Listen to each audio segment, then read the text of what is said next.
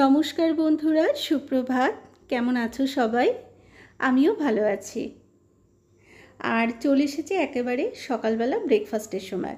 আজকে ব্রেকফাস্ট আমাদের একটু বেশি বেশ স্পেশাল, ডিম পাউরুটি। আর স্পেশাল বলছি এই কারণ এই ডিম পাউরুটি খেতে বাড়ির সকলেই ভালোবাসে। আর এদিকে ভাতও বসিয়ে দিয়েছি, ফ্রিজ থেকে মাছটাও নামিয়ে রেখেছি। রোজ একঘেয়ে রুটি খেতে খেতে একটু আলাদা রকম আর কি। ব্রেকফাস্ট কমপ্লিট, চলে এলাম মূল পর্বে, দুপুরে রান্নায়। আর অন্যান্য রান্না সব হয়ে গেছে, ভাত ডাল ওই সব হয়ে গেছে, ভাজাভুজি। মাছটা বাকি ছিল, আর করব একটু বরবটি ভর্তা। তো এই দুটো পদই বাকি ছিল, তোমাদের সঙ্গে এই দুটো পদই শেয়ার করলাম। এখানে আমি অনেকগুলো মাছ নিয়েছি। আসলে আমি প্রত্যেক বুধবার দিনকে একেবারে বৃহস্পতিবারের মাছটা রান্না করে রাখি। বৃহস্পতিবার যেহেতু একটু তাড়া থাকে পুজোর, তো সেই কারণে মেন যে মাছটা যেটা করতে সময় লাগে সেটা যদি করা থাকে তাহলে অন্যান্য রান্নাগুলো একটু তাড়াতাড়ি হয়ে যায়। মাছের ঝোল হয়ে গেছে। আর এদিকে দেখো, এখানে রসুন আর পেঁয়াজ একটু ফ্রাই করে নিচ্ছি, আর বরবটিটা সেদ্ধ করে আমি মিক্সিতে পেস্ট করে নিয়েছি। এখানে নুন, হলুদ, একটু মিষ্টিও দিয়েছি। বরবটির তরকারির থেকে এই বরবটি ভর্তা করলে তন্নি আমার মেয়ে খুব ভালোবাসে। এমনিতে বরবটি তরকারি করলে খেতে চায় না, সেই জন্য আমি বরবটি আনলে তরকারি খুব একটা করি না।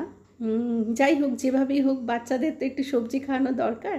তো আমি এরকম ভর্তা করে দিলে মেয়ে আর না বলতে পারে না, এবং এটা খুব ভালোও হয় খেতে।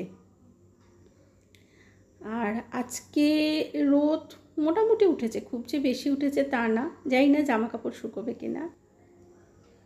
চলে এলাম দুপুরে খাওয়ার পর্বে। আর রোদ সেরম না উঠলেও প্রচণ্ড গরম লাগছে। ওই টিভির ঘরে ঠাকুমা বসেছে খাটের উপর, টুল দিয়ে দিয়েছি, সে টুলে খাচ্ছেন, আর তন্নি মাটিতে টিভি দেখতে দেখতে খাচ্ছে। আর আমি একটু এই টেবিলেই বসেছি, মাটিতে একটু বসতে অসুবিধাই হয়। দুপুরে একটু ঘুমানোর পর কি সুন্দর লাগছে। চলে এলাম।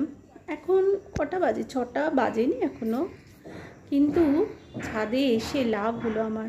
আকাশখানি দেখো কি সুন্দর, পুরো নীল আকাশ। আর মাঝে মাঝে মনে হচ্ছে মেঘগুলো দেখে মনে হচ্ছে না যে কেউ যেন তুলো ছড়িয়ে রেখেছে অল্প অল্প করে।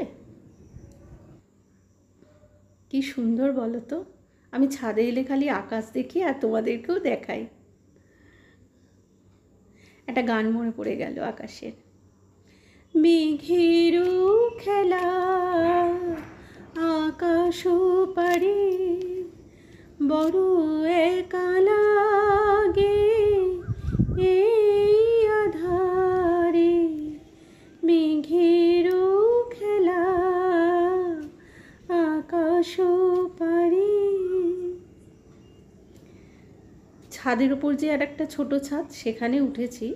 তো সেখান থেকে দেখছি কি ভালো লাগছে, দেখো আমি কটা ছবিও তুলে নিলাম। ছাদে যেই উঠেছি দেখি পাশে বাড়ির বৌদি, সে বলছে তুমি কি ছবি তুলছো? তার ছেলেও এরকম আকাশের এত সুন্দর দেখে ছবি তুলছিল। হ্যাঁ, বলছে ওই দেখো প্রতিমাও ছবি তুলছে। আমি বলছি হ্যাঁ, আজকে এত সুন্দর আকাশ, নেহাত মেয়েটা আমার ঘুমোচ্ছে, নাহলে মেয়েও খুব ভালোবাসে এরকম নানা রকম আকাশের ছবি তুলতে।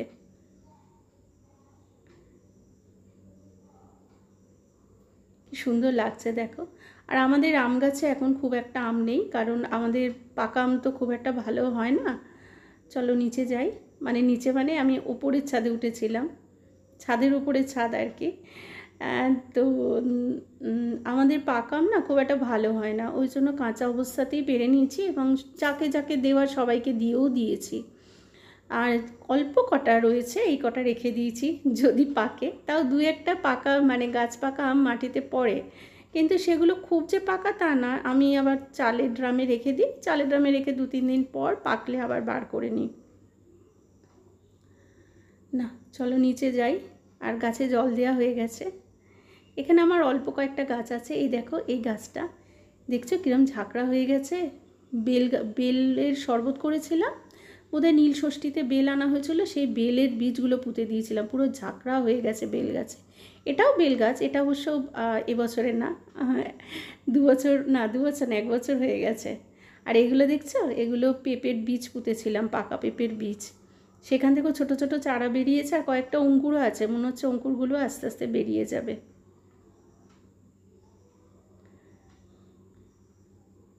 আর এইটা হচ্ছে তোমার কারি পাতা গাছ। এই পাশের বাড়ির বৌদি, আমার পাশের বাড়ির বৌদি 3টে গাছ দিয়েছিল কারি পাতা গাছ, তার মধ্যে 2টো বেঁচে আছে, ছোট ছোট গাছ। রে কেমন খেতে? খুব বাজে? সত্যি বাজে? ওকে মানে তন্নিকে আম খেতে দিয়েছি, ও বললো মা একটু আম খেতে দাও, আম খেতে দিয়েছি। এবার আমগুলো হচ্ছে মানে আমাদের গাছেরই আম, কিন্তু আমাদের গাছের আম তো পাকাই খুব একটা ভালো না, সেই জন্য জিজ্ঞাসা করলাম যে কাঁচা অবস্থা খুব ভালো লাগে খেতে, কিন্তু পাকা আমটা অতটা ভালো নয়। তাই এটা দেখলাম বেশ 2 দিন আগেই পড়েছিল, চালের ড্রামে রেখে দিয়েছিলাম, তাই জন্য জিজ্ঞাসা করছি কেমন লাগছে। কে সত্যি খারাপ? খুব মোটামুটি, তাই তো? দেখে খেয়ে নে, খেয়ে দিয়ে পড়। মেয়ের আজকে সন্ধ্যেবেলা পড়া ছিল, পড়ে এসে একটু রেস্ট নিয়ে আবার একটু পড়তে বসেছে। আর আমি চলে এসেছি রান্নাঘরে। আজকে রাত্রে আর রুটি তরকারি করব না, আজকে রাত্রে করব চাউমিন করব। রোজ রোজ একঘেয়ে রুটি তরকারি করতে করতে মানে খেতে বোরিং লাগে না, রুটি তরকারি খেতে তো ভালো লাগে, কিন্তু করতে একটু বোরিং লাগে। সেই জন্য ভাবলাম আজকে একটু মুখ পাল্টানো হবে, আর আমার একটু খাটনিটা কম হবে। তো আজকে একটু চাউমিন করব। চাউমিনের এখনও কিছু করা হয়নি, মানে ব্যবস্থা করিনি কিছু এখনও, করব। চাউমিন সেদ্ধ হয়ে গেছে,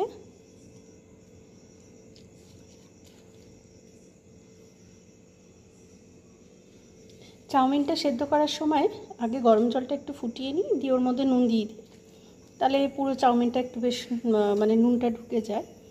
আর তারপরে জলটা ফুটে গেলে চাউমিনটা দিই, আর নামাবার আগে একটু কয়েক ফোঁটা একটু তেল দিয়ে জলটা নাড়িয়ে দিই, তাহলে এই যে লেগে লেগে যায় না, দেখো ঝুরঝুরে থাকে। কড়াতে তেল দিয়ে দিলাম,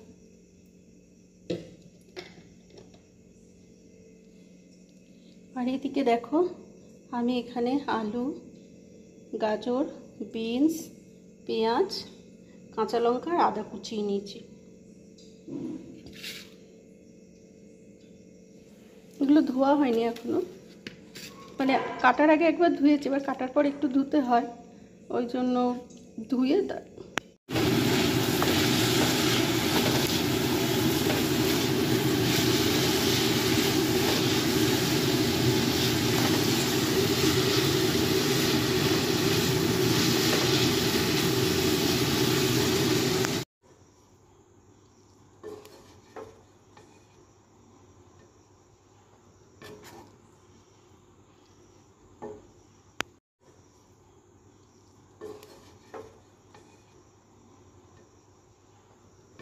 হয়ে গেছে চাউমিন, দিয়ে আসি এবার মেয়েকে।